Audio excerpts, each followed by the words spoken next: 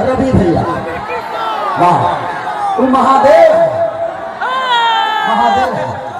ये जीते जी तो हमारी जिंदगी को नरक बना देते हैं और मरने के बाद गोरखपुर में स्वर्ग की सीढ़ी लगवा देते हैं। ये मोदी जी भी छपरा में खेसारी को हराने के लिए आ गए। उनके माँ बाप से उनके बच्चों को दूर भेजने के लिए ट्रेन देते हैं आप, उनके पत्नियों से दूर भेजने के लिए ट्रेन देते हैं, उनके बच्चों की शिक्षा के लिए कुछ नहीं करते। बिहार बदला था, अब की बदली ना। अरे पगले हल्ला करके बताओ, आई लव यू। आज हम 15 दिन से न खाता नहीं न पियता नहीं और सोता नहीं 2 घंटा। आज मेरे मंच पे हमारे बड़े भाई और ये जितने बेहतरीन नेता है उससे कई गुना बेहतर ये इंसान है। तो मैं चाहता हूं कि अखिलेश भैया के लिए जोरदार हल्ला करो ताकि उन लोगों को पता चले कि इंसानियत जिंदा है। मैं इस चुनाव में वादे नहीं कर रहा हूं। मैं एनडीए के जितने भी नेता हैं मैं उनसे सिर्फ सवाल कर रहा हूं कि आप तो हमारी बुराइयां गिना देते हो लेकिन आप अपना काम हुआ गिनाओगे। तो मेरी तरफ से जितने भी मंच में बैठे हुए माने अखिलेश भैया, मेरे सुनील चाचा, मेरे पिताजी भी आए हैं, विजय लाल यादव जी मेरे बड़े भाई हैं, और जितने भी हमारे लोकल लीडर जो खेसारी बन के मैदान में अड़े हुए हैं और खेसारी बन के लड़े हुए हैं, उनके लिए एक जोरदार हल्ला करो।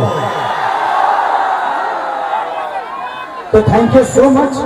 मैं नेता नहीं बल्कि आप सबका बेटा हूं, इसीलिए दिल की बातें कह जाता हूं।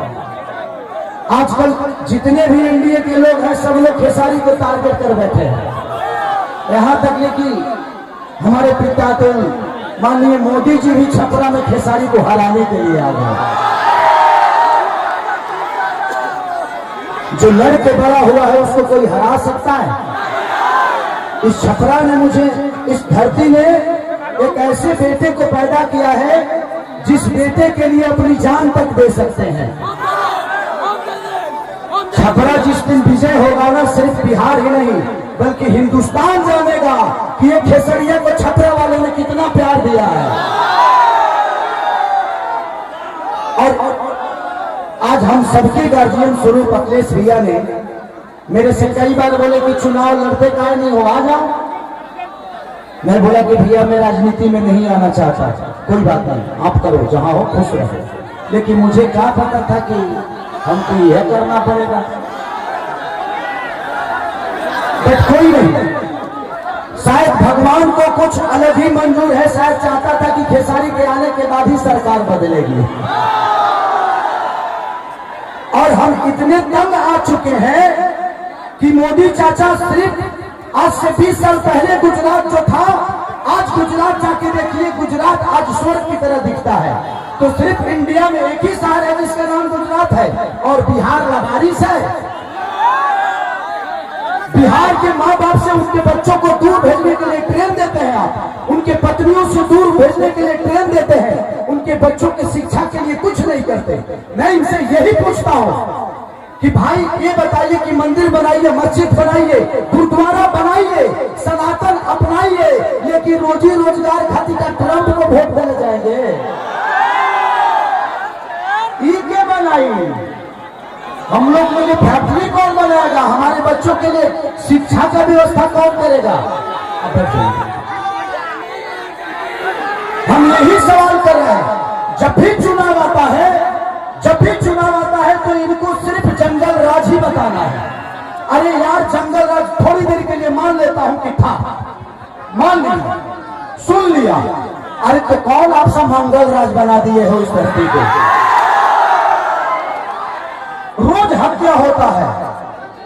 लॉ एंड ऑर्डर हमारा बहुत अच्छा है। अरे यार, उस परिवार से पूछना जिस परिवार का आदमी मारा जाता है। सिर्फ एक आदमी नहीं मारा जाता है बल्कि वो घर का चिराग था, अपने घर की विश्वास था, जिसको मार दिया गया। उसके बाद जिसको जेल में डालते हो उसका भी करियर बर्बाद होता है। तो हमें बिजी कर दो ना यार, हमें काम दे दो।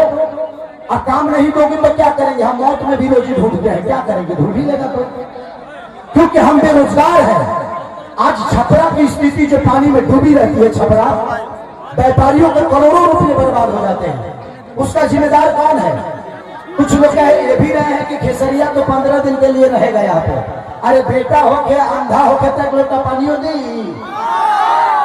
बेटा हो अगर उसके पास आंख है ना तो अमेरिका में भी रह के अपने माँ बाप का सेवा कर सकता है, तो बच्चों को रात के यहाँ के जो स्थानीय विधायक हमारे बुजुर्ग है, चाचा है, वो उनका सम्मान है, सीएन गुप्ता चाचा, वो तो 10 साल से शहर में रहे हैं, उनको घर लगातार भर पानी में डूबा रहा। तो जब बताइए कि ये नेता अपना इलाज एम्स में कराते हैं, अपना इलाज के लिए बेहतर अस्पताल नहीं बनाए तो हमारे बच्चों के लिए बनाएंगे? इनके बच्चे अमेरिका में पढ़ते हैं, जब ये अपने बच्चों के लिए बेहतर स्कूल नहीं बनाए तो हमारे बच्चों के लिए बनाएंगे? आज 20 साल से एनडीए की सरकार है, कोई बता दे कि एक भी फैक्ट्री हमारे बिहार में लगी है? लगी है? लागल बा? लागल नहीं थे लोग यहाँ से भागल बा, अब जाके बिहार जागल बा। खेसरिया पागल बा जी न करे। एगो हमारे बड़ भाई है मानिए रवि भैया, वाह, वो महादेव महादेव है। ये जीते जी तो हमारी जिंदगी को नरक बना देते हैं और मरने के बाद गोरखपुर में स्वर्ग की सीढ़ी लगवा देते हैं। माननीय मुख्यमंत्री योगी जी बैठे हुए हैं और कह क्या रहे हैं, महादेव तुम लोग वहां चलोगे तो स्वर्ग में जाओगे। मरते जीते जी तो कुछ दिए नहीं, अब मरने के बाद कौन आदमी हर हर महादेव करके चलता है जी? तो योगी जी को भी समझ रहा है कि किसके हाथ में हम गोरखपुर सौंप दिए जाए। हमें जीते जी स्वर्ग चाहिए। ऐसे लगता है कि रावण का काम अधूरा रवि भैया पूरा करने आए हैं। हमारे बड़े भाई मनोज भैया क्या बोल रहे हैं?